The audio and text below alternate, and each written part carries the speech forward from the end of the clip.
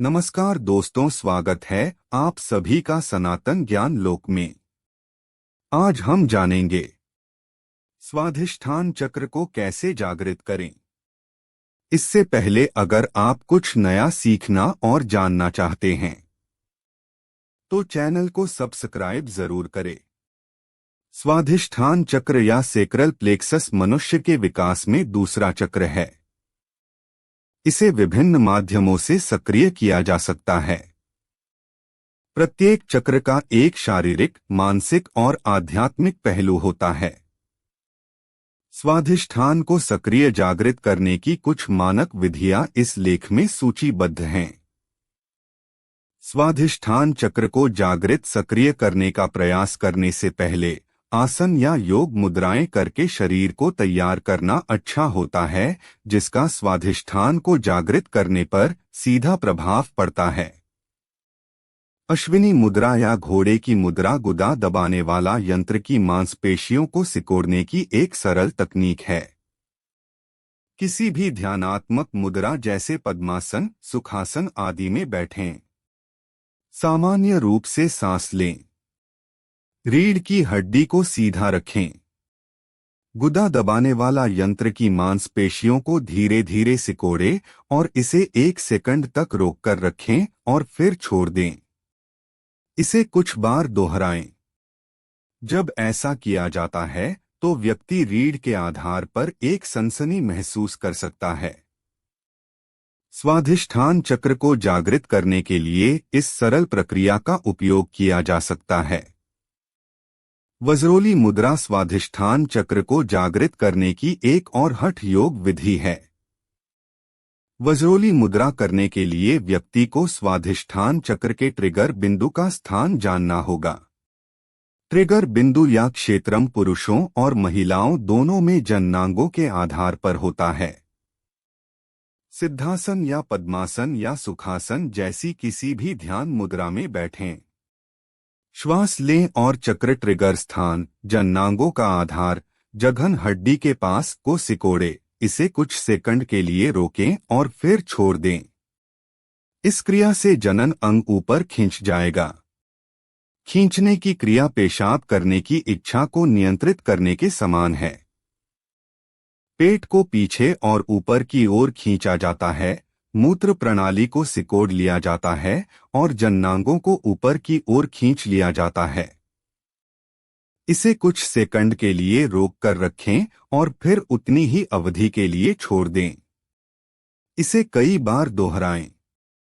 यह वज्रोली मुद्रा का अभ्यास है। दूसरा तरीका है जननांगों के आधार को लयबद्ध रूप से सिकोड़ना और छोड़ना। कुछ मिनट तक इसका अभ्यास करें। यह तब भी किया जा सकता है जब आप आराम कर रहे हों और कुर्सी पर बैठे हों। महिलाओं के लिए यह प्रथा समान है और इसे सहजोली कहा जाता है। सिद्ध योनि आसन या किसी आरामदायक ध्यान मुद्रा में बैठें। योनि की मांसपेशियों को सिकोड़े और कई बार तेजी से छोड़े। यह एक अभ्यास है। दूसरा तरीका यह है कि इसे कुछ सेकंड के लिए सिकोड़े और रोके रखें और फिर उसी अवधि के लिए छोड़ दें। वज्रोली शाजोली मुद्रा स्वाधिष्ठान चक्र को जागृत करने में मदद करती है।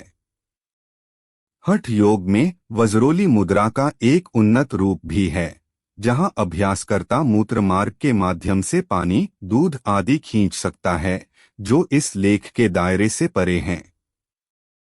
गूढ़ तांत्रिक दृश्य और चक्र की पूजा।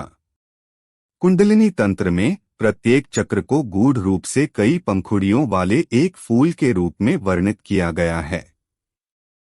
प्रत्येक चक्र के कई अन्य पहलू भी होते हैं, जैसे बीज मंत्र, चक्र का बीज अक्षर मंत्र, प्रत्येक पंखुड़ी पर अक्षर, इष्टदेव, तत्व से संबंधित देवता और कई अन्य पहलू। तांत्रिक परंपरा में प्रत्येक चक्र की कल्पना की जाती है और मंत्रों और हस्त मुद्राओं का उपयोग करके चक्र के प्रत्येक भाग की पूजा की जाती है। इसे योग्य कुंडलिनी गुरु से सीखना होगा। विजुअलाइजेशन का विवरण नीचे दिया गया है। तंत्रों से स्वाधिष्ठान चक्र का वर्णन। तंत्र में स्वाधिष्ठान को गूढ़ रूप से 6 पंखुड़ियों वाले फूल के रूप में वर्णित किया गया है। पंखुड़ियां सिंदूरी या नारंगी लाल रंग की होती हैं। पंखुड़ियों पर बिजली के रंग में संस्कृत के अक्षर ब, भम, मम, यम, राम और लम लिखे हुए पाए जाते हैं। पेरिकार्प के अंदर जल तत्व के देवता वरुण का एक सफेद क्षेत्र है। यह अर्धचंद्राकार चंद्रमा की तरह है। वहां मगरमच्छ पर विराजमान चक्र का बीजाक्षर वाम है। वरुण मगरमच्छ पर बैठे हैं और पाश धारण किए हुए हैं। बीज मंत्र के बिंदु के अंदर भगवान श्री हरि हैं, जो नीले रंग के हैं, पीले वस्त्र पहने हुए हैं और 4 भुजाओं वाले हैं। कमल के अंदर एक और लाल कमल है, जिसमें स्वाधिष्ठान के देवता विराजमान हैं। उसे राकिनी कहा जाता है। राकिनी का रंग नीला है और वह अपनी 4 भुजाओं में रखती है एक भाला, एक कमल, एक द्रम और एक तेज युद्ध कुल्हाड़ी। वह लाल आंखों और उभरे हुए नुकीले दांतों के साथ भयंकर रूप में है। चक्र की कल्पना करने और चक्र में मौजूद प्रत्येक तत्व की पूजा करने के लिए विभिन्न तांत्रिक परंपराएं हैं। इन प्रथाओं को किसी योग्य तांत्रिक गुरु से सीखना होगा। यह केवल गुरु से शिष्य तक पवित्र वातावरण में ही पहुंचाया जाता है। कुछ परंपराओं में स्वाधिष्ठान चक्र को जागृत करने के लिए केवल चक्र की पंखुड़ियों पर मौजूद अक्षरों और चक्र से जुड़े मुख्य देवता की पूजा की जाती है। साथ ही विभिन्न परंपराएं विभिन्न देवताओं की पूजा कर सकती हैं। किसी भी स्थिति में पूजा के लिए मंत्रों और हस्त मुद्राओं को एक उचित गुरु से सीखना होगा, जिसकी शुरुआत किसी वंश से हुई हो और जो इस लेख के दायरे से परे हो। चक्र के माध्यम से सांस लेना। स्वाधिष्ठान चक्र को जागृत करने का एक और आसान तरीका चक्र के माध्यम से सांस लेना है। किसी भी ध्यान मुद्रा में रीढ़ सीधी करके बैठें। सामान्य रूप से सांस लें। अपना ध्यान चक्र के स्थान रीढ़ की हड्डी का निचला सिरा या जननांगों की जड़ पर ले जाएं। धीमी और गहरी सांस लें और कल्पना करें कि आप स्वाधिष्ठान चक्र से सांस ले रहे हैं और फिर उससे धीरे धीरे सांस छोड़ रहे हैं। इस प्रक्रिया को 5 से 10 मिनट तक जारी रखें। जब हम अपनी नासिका से सांस लेते हैं तो हमें हवा अंदर आती और बाहर जाती महसूस होती है। उसी तरह कल्पना करें कि हवा चक्र के माध्यम से आ रही है और चक्र के माध्यम से बाहर जा रही है।